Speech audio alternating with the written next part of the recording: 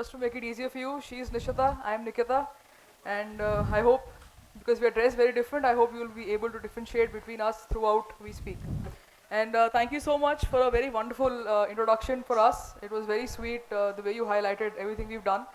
So I would just say a lot of these things just fall into your kitty if you focus on your goals. And I think that's how it has happened for us as well, so far and so on. So ideally, we believe India is a very job-dominated market, and most of us choose to get into jobs once you finish your school, your education. In fact, don't just choose it; we are somehow groomed in that direction. Ever since you start your education, the first thing you are told is you study well, you get a good job, you have a good life. Whenever we step up, we say even if you don't get a good job, you start your company, you still have a very good life. And that's something that this generation has to keep in their mind, that there are plenty of options when you get into your career options, and you have to choose something that suits you as a person. So when we got into this entire idea of making batteries out of crop residue, which is something that we call is our innovation, which is core to Nexus Power, people would look at us with stern faces. The first question would be a question mark. Crop residue, batteries for electric vehicles? What sense does it make? But if you get down to the particles and the entire procedure of how it is made, it actually is very fascinating. Obviously, I'm not going to say it out here because that is what our company does and that is what we are going to make money out of. So I don't want to build a lot of competitors here. But surely that journey has given us so much more than the company, than entrepreneurship. As individuals, the entire journey of learning how innovatively you can do things has transformed our lives. And what I really believe is I don't want to make something that builds me, that makes me what I am. I want to make something that builds the country, that builds my community, which gives India a space under the global spotlight. That is what the main target is. And for that, whatever we might choose as our pathway, all our journeys are obviously always different. So what I want to highlight here is we've all heard about the story of the fern and the bamboo. You sow both the seeds together in the same soil. The fern, in a couple of weeks' time, it's almost half grown. It's that quick. At the same time, you look at the bamboo. You sow the seeds. For first 1 year, you keep watering it, nurturing it, nothing happens. Second year, again, nothing happens. You see absolutely nothing on the ground. Whereas the fern is now fully grown, beautiful, almost blooming, enhancing the beauty of the forest or wherever it's planted. 2 years down, bamboo, you see nothing on the soil. 3 years gone, 4 years gone, nothing. Fifth year, you finally see tiny stems shooting out. And in 6 months' time, these tiny stems go touching the sky 100 feet tall. So my point here is that the fern might take a few weeks to reach where it wants to reach. The bamboo took almost 5.5, 6 years. So the question is, what was bamboo doing for those 5 years before it actually came out? The fact is that the bamboo was actually strengthening its roots. It was making itself strong enough to go out and then reach that 100 feet height as soon as it can. Now similarly for us with Nexus, at the moment we are literally strengthening our roots. We are not on the market yet. But what we are looking at is when we get into the market, when we mass launch our product and we're ready to have the sales, we'll be able to create a 15x, maybe 20x impact on the environment and the future of electric vehicles. So that's the whole point. The fact is that whether you're a fern or you're a bamboo, that completely depends on you, on what you decide. In competition to us in the startup atmosphere today, there are plenty of companies, we've heard of companies becoming unicorns. And by unicorns, what we mean is a startup which has a $1 billion valuation. So we've heard of startups become unicorns in hardly 4 months, 6 months time. And then there are still companies who take their own time, relax, take 7, 8 years like Nykaa. We've all heard of Nykaa. Nykaa took its own time comfortably to stand where it is today. The founder of Nykaa is one of the richest women in India. And their journey is very different. My mentor at school, Sri Vijay Kumar Sahu, always told us that you strive hard. You know, what matters is the time and the patience. So whether you want to be the fern and you want to grow up in a couple of weeks and bloom immediately, or you want to be the bamboo and you want to wait, strengthen yourself, build yourself, learn, understand how things move, change your paths, pivot, and build your company or whichever aspect you want to go, depends on where you want to really lead to yourself to. So that's typically what matters is the time, the patience, and the determination you have.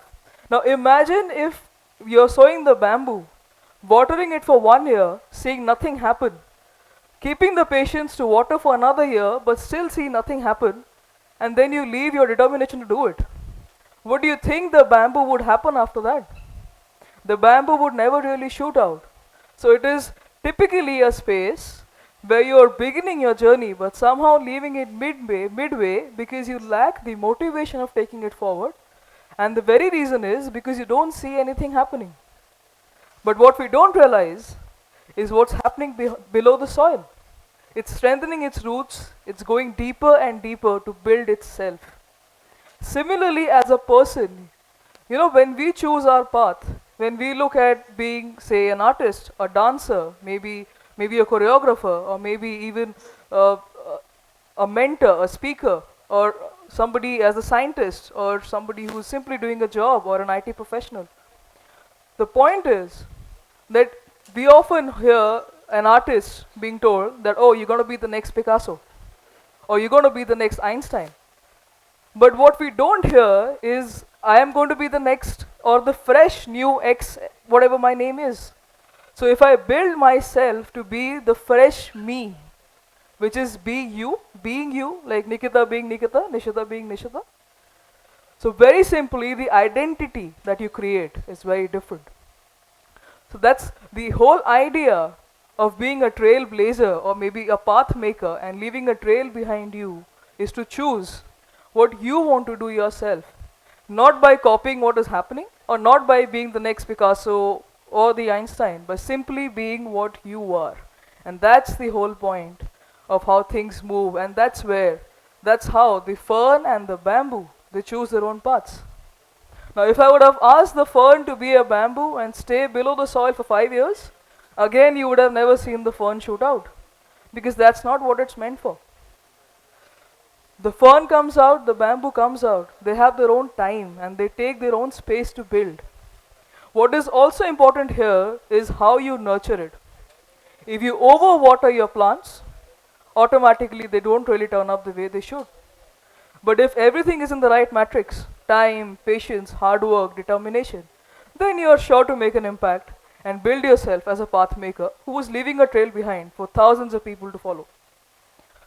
So where I highlight the entire essence of choosing your own path, you could be a fern or a bamboo, that completely depends on you. But like our mentor said, striving hard to achieve what you want to achieve is important. Your time, your patience, and your determination is really important in what you want to achieve. Now you take 5 years or 10 years or 15 years or even 6 months, that completely depends on how you want to grow as an individual. Picking up from what she said, watering the bamboo for 5 years or watering the fern for 5 years, it is also important to know which of them needs 5 years of watering until it shoots above the ground.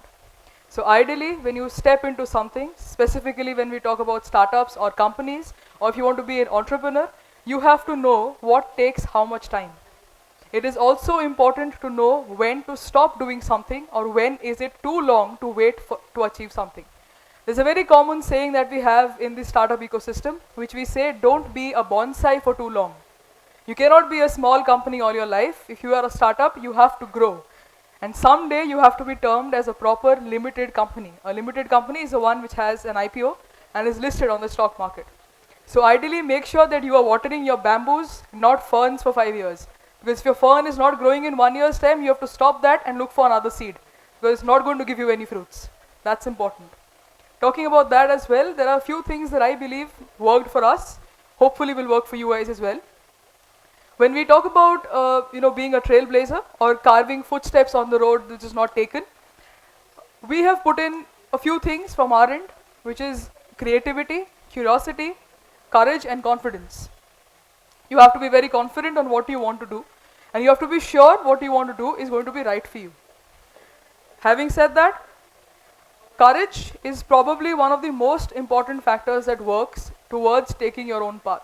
So these days, actually, what India is looking for is a shared economy. If you guys have heard of a shared economy, it is simply multitasking. So I can still be an IT professional working a 9 to 5 job and also be a writer, also be a singer, maybe a musician.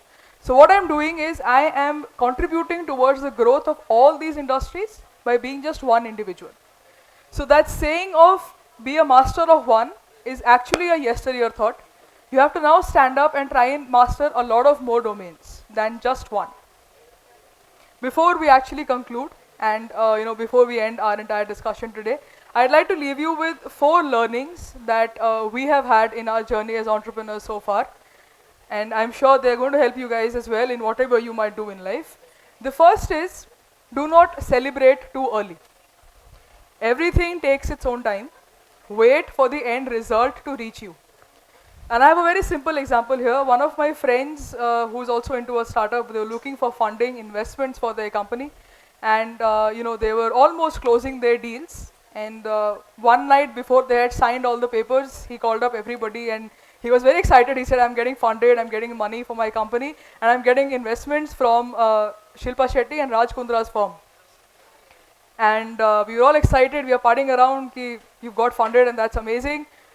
We finished our partying. Next day in the morning, we received the news, Raj Kundra has been arrested. So obviously the papers were not signed until then. None of them ever received his calls anymore. So all these celebrations was actually in vain because the end result was not out yet. So I always believe, wait till you get the final conclusion. Don't celebrate too early. Second, it is important to be curious in life, and it is very important to keep challenging yourself. Observe around you. There are so many things that might raise a question in your minds. If you have this curiosity that we have like children, to go ahead and question anything and everything that we see. I remember as a child, I would even want to go and break the fire alarm glass only to know what actually happens if I break the glass. And that was in school. So this curiosity has to stay throughout your lives. Because of this curiosity, you'll be able to question things that you see around you. You will want to go ahead and practically experiment them. And when you actually experiment, you discover so many things. So we discovered our batteries and the technology behind it because of this curiosity, because of this understanding that we have to go ahead and experiment and practically see what happens, and not just read the books and not just follow the theoretical knowledge. So challenge yourselves, because a ship in the harbor is safe, but that is not what it is built for. It has to go out and sail in the sea, however harsh the sea might be.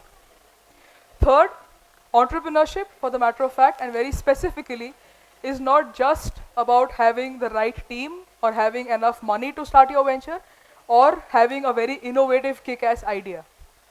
Entrepreneurship is so much more about the emotional strength that the founders hold. Because there are a lot of highs and a lot of lows, but your emotional graph as a founder has to be linear. If you celebrate too much at your highs and you're too depressed at your lows, these little changes will impact your team in ways you won't even be able to imagine. So to actually manage a company, you have to be emotionally very, very stable. And the last that I'd like to quote here is something that our mentor used to tell us always, which I will leave ahead telling that to you guys, is whatever you might choose to be in life, whether you want to be a startup founder, you want to be an actor, you want to be a writer, you want to be into a job, you want to be, say, even, making your own films, whatever you might do in your life, either be the best or different from the rest. Thank you.